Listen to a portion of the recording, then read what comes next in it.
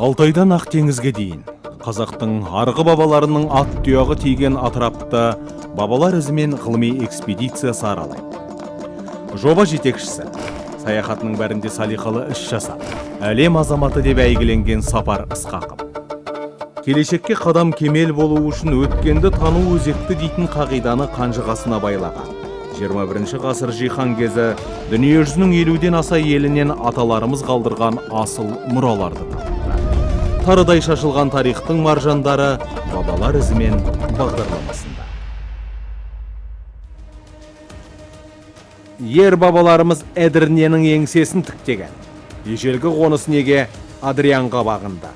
Дели сұлтандығын ширек ғасыр билеген Балабанның шыққан тегі кім еді? Ықылымда Стамбулға ықылас ауған адуынды жауды қыстырған қаһарлы Қыпшақ тайпалар екені рас па?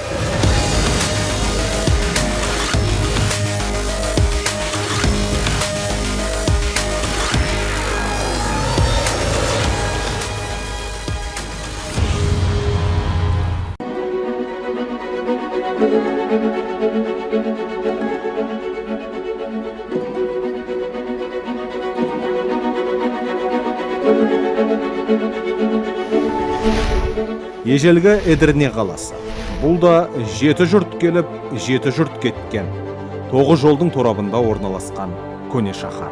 Қала Мерич, Тұнжа және Арда атты 3 өзеннің түйісетін тұсында кереге жайған.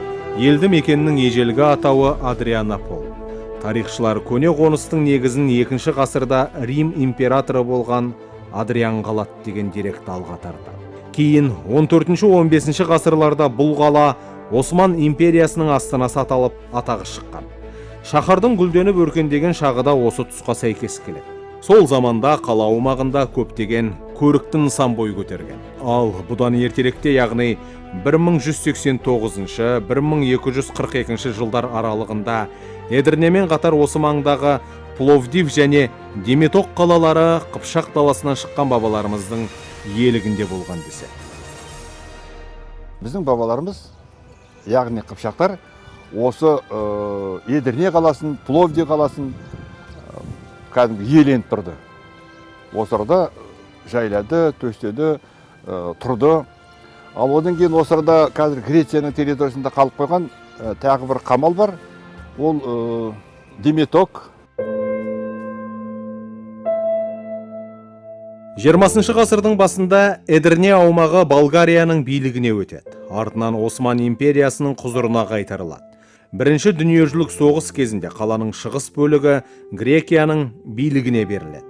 Бірақ 1923 жылы өзара келісім бойынша көне шаһар тарихи отаны Түркияға қайтарылған. Бүгінде қалада көнеден қалған сәулет ескерткіштері жоқтың қасы.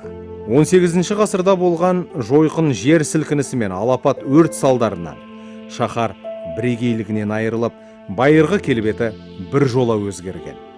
Десе де Рим императоры Адриан тұсынан қамалдың жұрнағы бар. Қаланың орталығында тұрған көне мұнара да сол заманның көзі. Түркияға сапары барысында бабалар ізімен ғылыми экспедициясы осы Эдірне қаласын аралау үшін арғы бабаларымыздың құтты қонысы болған тарихи мекенге ат суытты.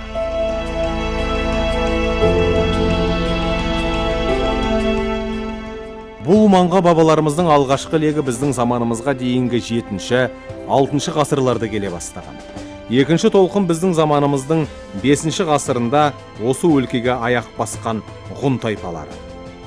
Ал үшінші лек 11-12 ғасырларда Византия империясының шақыртуымен қоныс аударған.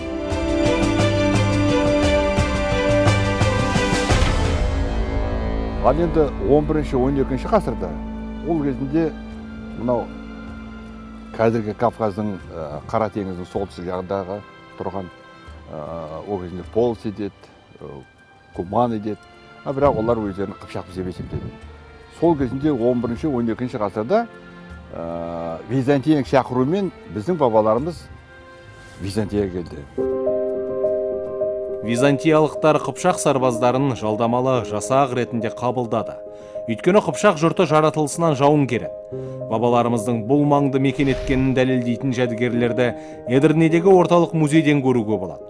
Сол заманда іргесі қаланған қамалдың қабырғалары да бүгінге дейін бүтін тұр. Қас дұшпан қаһарынан қаймығып, айбынынан жасқанатын қыпшақ жауынгерлерін Византия билігі аттай қалап алдыртқанын түрік ғалымдары да растайды. Мәселен, Мимар Синан университетінің профессоры Осман Үйролмаздың айтуынша, қыпшақ жасақтары Византия шекарасын көп жыл жаудан қорғап қалқан болып тұрған. Misali peçeneklerдің Vizantiya жасаған қысымына байланысты олар қыпшақтармен қарым-қатынас орналастырады. Және сол қарым-қатынастың peçenekler негізінде Anadolu'daki Selçuk memleketi және İznik Çaka Bey tarafından kurulgan memleket var, kişisel memleket. Sol üçü İstanbul'da Koşavga aladı sol kezende. Solardan Koşavgadan kutuluğu maksatında olar Kıpçaklarмен қарым-қатынас жасап, Kıpçak peçeneklerdi. Bu hazır Edirne'de Meriç degen, Edirne kalasında Türkiye'de Meriç degen özen var. Sol özerinin boyunda mermer denizinin kıyısında basıp tasladı beğeni, çoğaltıp koydu.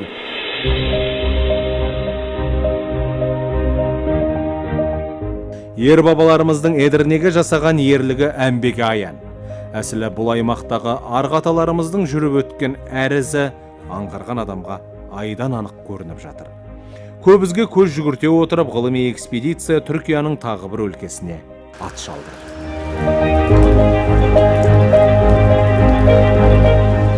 Бабаларымызмен ғылыми экспедициясы Түркияның солтүстік шығысында орын тепкен Эрзурум қаласына табан тіреді. Шахар бұрын Карин, Карано, Каликала, Федосиопол, Арзынрум, Арзен деп аталған. Бүгінде мұнда 400 мыңға жуық адам тұрады. Бұрын қалада тас қабырғалар мен мұнаралар және қамалдар көп болған. Көнеден қалған мына шіркеуді жергілікті билік тарихи жәдігер ретінде сақтап келеді. Бұл бұрын осында қоныстанған армян христиандарының шіркеуі. 1472 жылы қала парсылардың қолына өтті. Ал 1522 жылдан бастап бұл аумақты түріктер билей бастады. Эрзурумдағы археология музейі 1942 жылы Чифти Минарели ғимаратында ашылған. Мұнда негізінен археологиялық қазба жұмыстары кезінде табылған жәдігерлер қойылған. Олардың ішінде Карас, Пулур және Состағы қазба жұмыстары кезінде аршып алынған артефакттардың орны ерекше. Бұл арадан біздің заманымызға дейінгі 4-ші ғасырдан бастап Селжүктер дәуіріне тиесілі адам өркениетіне қатысты құнды жәдігерлері бар. Яғни мүсіндер, жебенің ұшы, қасиетті от көздері, тастан қашалған заттар, күйдірілген қыштан жасалған ыдыс-аяқ қалдықтары. Рим залы да бар. Бұл тұсқа екі сепедегі қазба жұмыстары кезінде музей қызметкерлері тапқан туындылар қойылған. Бұл жәдігерлер Византия және Рим дәуірлеріне тиесілі. Олардың арасында сақина, диадем, алтыннан жасалған әшекей бұйымдар мен былғарыдан тігілген заттар бар. Сонымен қатар біздің заманымызға дейінгі 2-ші мыңжылдыққа жататын өнер туындылары да қойылған. Бұл Шығыс Анатолия, Батыс Ван, Үрме көлі маңы халқының тыныс тіршілігіне тән жәдігерлер жұрт назарына ұсынылған. Музейде Урарту заманынан сыр шертетін бұйымдар да бар. Айталық, темірден жасалған ыдыс-аяқ, күйдірілген қыш құмыралар, эстетикалық мақсаттағы заттар, мөрлер, әскери бұйымдар көп. Ал монеталар залы мұнда келген адамды елетпей қоймайды. Бұл арада Византия және Рим дәуірлеріне тиесілі тиын тебеннің сан түрі бар.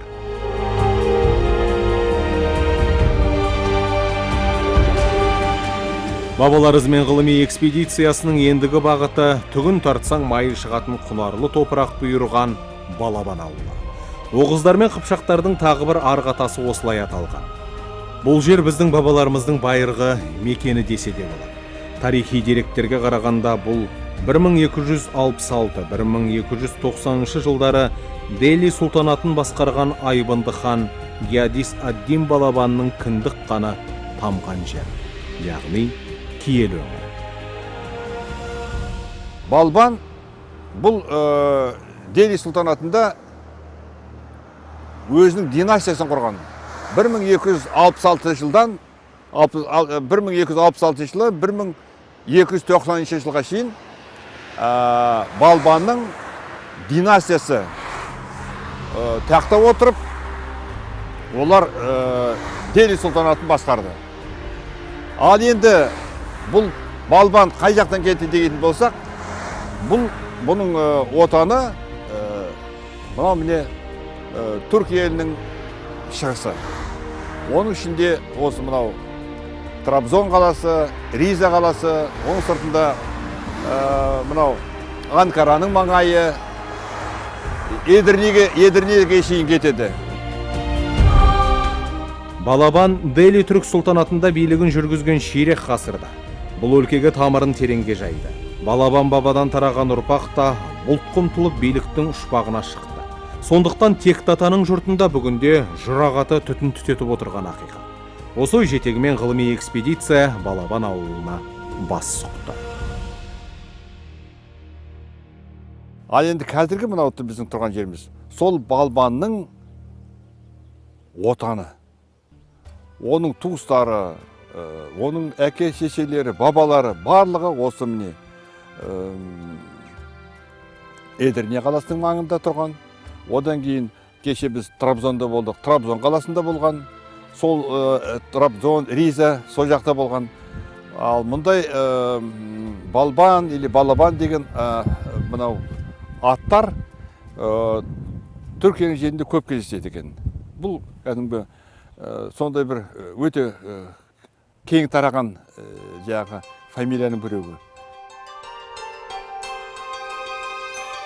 Балабан тегі Анадолының әр түкпіріндегі түрікмен тайпаларының арасында да жиі ұшырасады. Қара теңіздің шығысында да осы атауды мақтан тұтатын қыпшақ тайпаларының үрім бұтағы әлі де бар. Жалпы Балабанның ұрпағы Дарен, Сивас, Эдірне, Қырықларелі және Мардин аймағында да сақталған. Мұндай фамилиялар қыпшақ тайпаларында бар, ал кейбір жерде түрікмен тайпаларында кездеседі екен. Ал енді қазір біз мынау ауылға кіреміз, содан кейін барып сол ауылдың тұрғындарымен сұрағымыз келіп тұр. Бұл Балабан деген қайдан шықты, бұл қандай ат, бұның тарихын біле ме екен деп, қазір біз енді сол ауылға кірейік.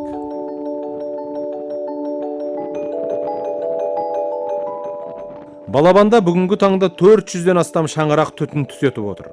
Ғылыми экспедиция мүшелері даңқты бабаның иісі сіңіп, табанының таба қалған киелі топырағын басып жүрген жергілікті жұртты әңгімеге тартты.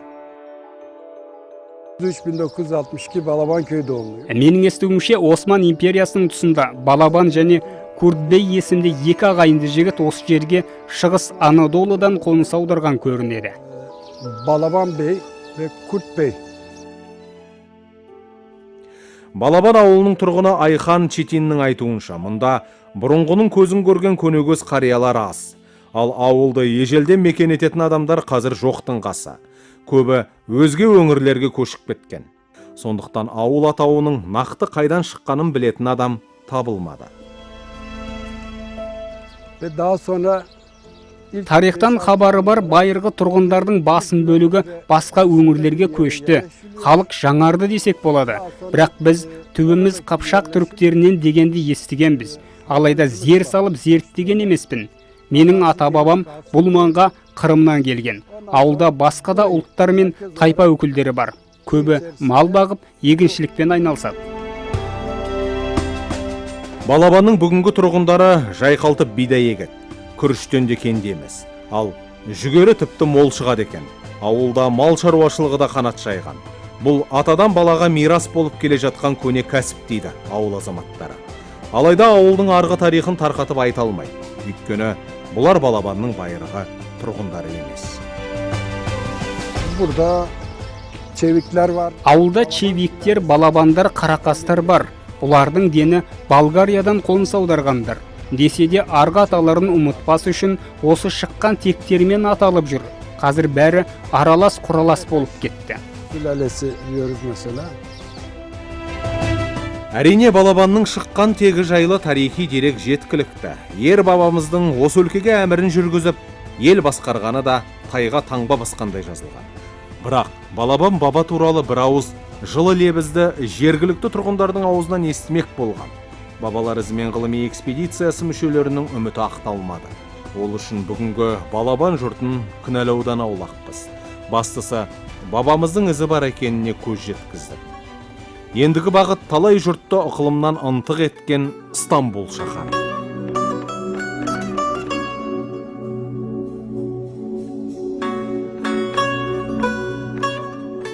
Бұл ежелгі Рим, Византия, Осман империяларының астанасы болған тарихи қала. Қара теңіз бен Мәрмәр теңізін жағалай қонған алып шаһардың тамыры тым тереңнен бастау алады. Көне Константинополь қазір сырлы да сынбас Стамбул деген ыстық атауға ие. Византия империясының территориясы бұрын Анатолия деп аталды. Бұл Рим әуелде екі бөлінген, Рим империясы, Батыс империясы, Шығыс империясы. Шығыс империясы бұл Византия деп аталды. Оның орталық қаласы Константинополь, қазір Стамбул. Бүгінде Стамбул Түркияның ең ірі сауда-саттық, қаржы, өнеркәсіп, мәдени және ғылыми орталығы. Әдемі келбетімен әлемді сүйсіндіріп, тарихи орындармен талайды таң қалдырған алып шаһар 2010 жылы Европаның мәдени астанасы атанған болатын. Қазір қалада 20 миллионға жуық тұрғын бар. Қысқасы шаһар бір Қазақстанның халқын сыйдырып отыр десек те болады. Ал осы алып қаланы кезінде біздің арғы-аталарымыз жер қайысқан қалың қолмен барып, қысылтаяң шақта аман алып қалған. Стамбулға ықылас ауған жауды ығыстырып, мысым басқан Қыпшақ тайпалары болады. Бұл жерлерге біздің бабаларымыз Қыпшақ түріктер біздің заманымызға шейінгі 5-ші, 6-ші, 7-ші ғасырларға шейін келді. Одан кейін біздің заманымыздың 7-ші ғасырына шейін келді. Онда келген ғұндармен келген қыпшақтар. Ғұндардың өзі де қыпшақ тілінде, түрік тілінде сөйлеген халық қой. Ал енді солардың ішінде қыпшақ деген рулар болған. Олардың көбісі Балқанға келді. Аттила қайтыс болып, олардың империясы тарай бастаған уақытында сол кезіндегі келген халықтардың көбісі Балқанға келді. Балқаннан міне осы Анатолияға келді. Бұл 7-ші ғасырға шейін. Көрікті мекен қашанда көпшіліктің көңілінде жүреді. Тарих сахнасында талай алыптың аңсары ауып, дүйім жұрттың көзіне түскен көне қала көп құпияны бойында бүгіп жатыр. Мәселен, іргетасы біздің заманымызға дейінгі 532-537 жылдары қаланған Айя София музейі көне сәулет өнерінің озық үлгісі іспетті. Әуелде Византия императоры Константиннің бұйрығы бойынша салынған ежелгі нысан 15 ғасырдың ортасына дейін ғибадатхана қызметін атқарып келген. Стамбул қаласы Осман империясының қол астына өткеннен кейін мешіт ретінде пайдаланылды.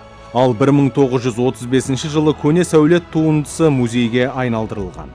Осы нысанның бүгінге дейін аман сақталып, туристердің тамсанып тамашалайтын айшықты архитектуралық туындысына айналуына Қыпшақ тайпаларының қосқан үлесі зор екенін айтпасқа болмайды.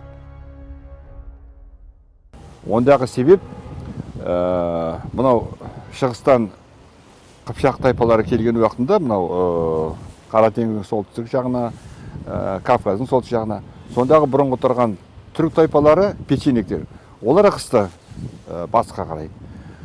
Олар барытта Византияға шабуыл жасай бастады, тонай бастады.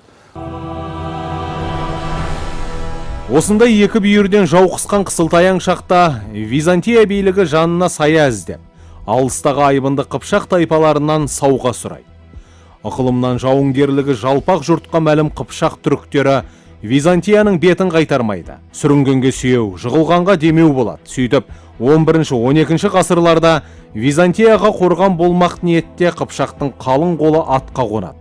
Айбатынан ай сескеніп, көлеңкесінен күн жасқанатын сансыз сарбас сау еткенде, Византияны жағалап жүрген кірме жау құйрығын артына тығып алған күшікше қыңсылап, сай-салаға қаңғырып кетеді. Сол кезінде бір аңыздар бар. Алпамыс атты Қыпшақ түрік жігіті, сол туралы аңыз бар бұларда. Өйткені сол Алпамыс Византияның армиясын сол кезінде басқарған. Өте атақты жауынгер, қолбасшы болған. Алпамыс туралы басқа халықтарда аңыздар бар. Оның ішінде қазақтарда да Алпамыс деген аңыз бар. алпамыс туралы. Ал Византияда бұлар сол кезінде жазған аңыздар әлі күнге шейін қалған. Ел аузында кітапта деп айтуға болады. Жауынгер бабаларымыз қалың жаудың қарымын қайтарып қана қоймай, Византияның әскеріне соғыс өнерінде үйретеді. Атқа орнықты отыру мен нысананы дәл көздеудің тәсілін меңгертіп, қылыштасудың да қыр-сырына қанықтырады. Сәнді әрі күнделікті өмірге ыңғайлы киім кию мәнері мен әскер әдебінде Қыпшақ тайпалары қалыптастырған деседі. Бұл тарихи шындық. Оны ғалымдар да жоққа шығармайды. Misali ta burundan бастап, Hunlar tipte Saktar kezeninden, olar İskitler деп aytadı, İskitler kezeninden, sol kezeninden бастап, solardan soğuz önerilerini, yani Türk halklarının soğuz önerilerini aluğa, ürenüge, olar siyahtı asker ustavuğa, ya kiyimde sondan бастап, ötkeni Türk halklarının kiyimleri osunda kiyim olanda atka minüge ыңғайлы da, ыңғайлы, ya son men бүкіл жұмыстарыңызды ат сыртында орындауға болады сол киімдермен. Сондықтан біз тек қана сол жақта емес, Қытай жақта сондай нәрселер Хундар дәуірінен бастап соларды Қытай деректерінің өздері жазған. Хун және солтүстіктегі осы түрк халықтарына байланысты аскер ұйымдастырғандарын білеміз. Бірақ нақты біз білгендеріміз киімдер дейді. Сондай askeri ne deymiş, asker uyumdastır deydi. Kiyimleri sonlarga, yani olar siyahtı ok, kılıç қолдануы үйренділер деген нәрселер бар. Яғни Қыпшақ жауынгерлері атыс шабыстан басқаны білмейтін бір беткей ғана емес. Мәдениеттің де мәйегін терген. Әдептің әдемі өрнегін көрсетіп, әр қилы өнерді де дәріптеген. Енді кейін келе. Мынау Алтын Орда дейік, Моңғолдардың, Шыңғысханның шабуылынан кейін көп біздің бабаларымыз, қыпшақтар, мынау батысқа ығысқан. Сол кезінде олардың көбісі Византияның армиясына қызметке кірді. Олар жауынгер болғандықтан, бұлар сол кезінде үлкен атақ берді, жер берді. Көбісін мынау шығыстағы бұлардың шекарасына жіберді. Тарқатып айтар болсақ, қазіргі Түркияның Эрзурум, Трабзон, Карс, Ардахан секілді көне шаһарларының шекараларын шегендеп, бекініс орнатып, сыртқы жаулардан қорғаған Қыпшақ тайпалары болатын. Сол баһадүр бабаларымыздың күнделікті тіршілікте қолданған кейбір сөздері күні бүгінге дейін сақталған екен. Қыпшақ тайпаларының арасында болған көптеген руларды да кездестіруге болады. Бабалар ізімен ғылыми экспедициясының мүшелері Стамбулға сапары барысында осы деректерге нақты көз жеткізді.